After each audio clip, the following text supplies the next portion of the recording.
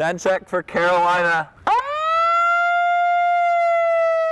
Duke students who want a seat at one of college basketball's biggest rivalries, Duke versus UNC, camp out for weeks to be among the first in line for the game.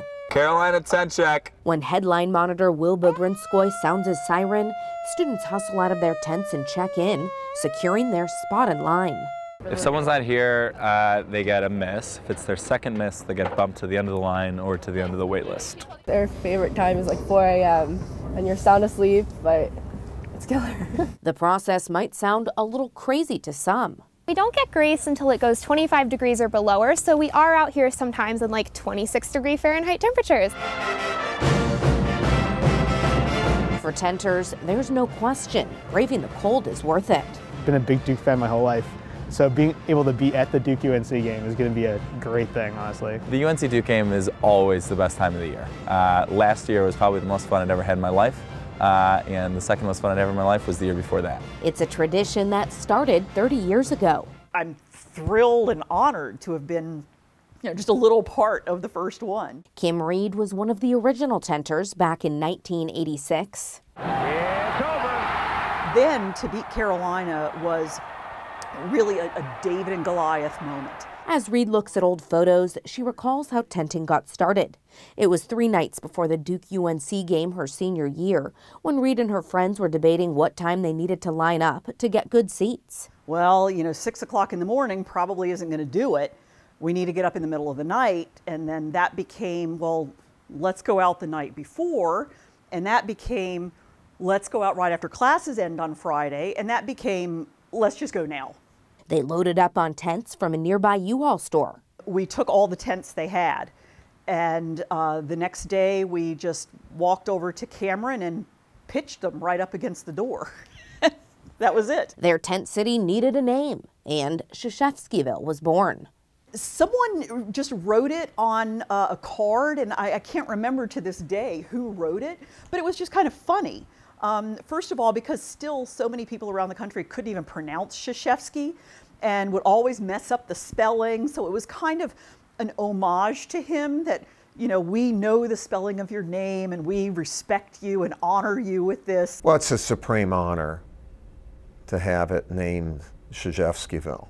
And I kid with all my Polish family and Polish friends, a lot of people have buildings named after them. We have a tent city. While some students lined up in a sleeping bag or occasional tent prior to 1986, the university archivist says that year was significant. 1986 is the first year that the Krzyzewskiville name was given to the encampment, if you will.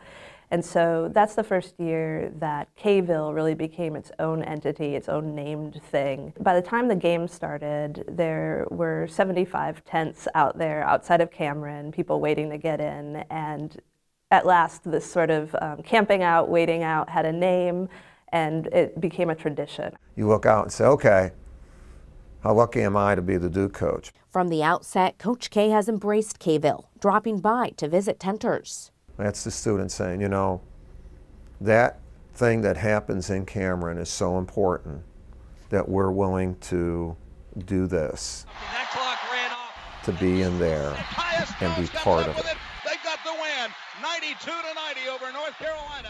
Kind of remarkable. The experience brings back fond memories for alumni. So here's the picture of me standing in front of the K-Ville sign. Aaron Dinnan was a senior in 2005 when he decided to write a book that gives an oral history from true blue tenters of what life is like living in K-Ville. The history of K-Ville is really about being a storyteller and just recounting your experience. That great night you had where a basketball player showed up and hung out and had pizza with you or drinks with you. On the outside, there's a bunch of people spending 2 months waiting in the tent in the freezing cold of winter, trying to get into a single basketball game. And to understand that is to actually do it.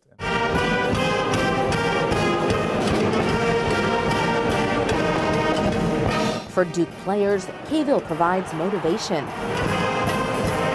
To me, K-Ville is a constant reminder that we have the best fans in the world, to have that kind of dedication to camp out there for long periods of time, when they have schoolwork going on, trying to have a social life at the same time. and not to mention the weather, you know, it can drop below freezing at points. I think that's supreme dedication to our team, and it makes me feel fortunate to be a Blue Devil. There's been a lot of changes in K-Ville over the years. As technology improved, K-Ville evolved with the times. 1999 was the first year that the internet was available in Krzyzewskiville. They put Ethernet outlets into the lampposts so that students could plug in, send email, check library resources, do all that kind of stuff. So K-Ville kind of came online in 1999. Policies governing the tenting process have also been updated. So the most dedicated fans will start at the beginning, and that's where the most demanding rules apply.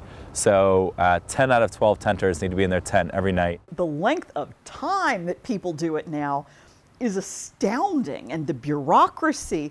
You know, on the other hand, I think it's so cool that there's this experience that Dukies of all different ages can share. One thing that remains constant is the way the experience connects one generation to the next. I don't think tenting will ever die, and I'm really looking forward to coming back in future years and seeing everybody out here. Great relationships are developed, not just personally, but with Duke,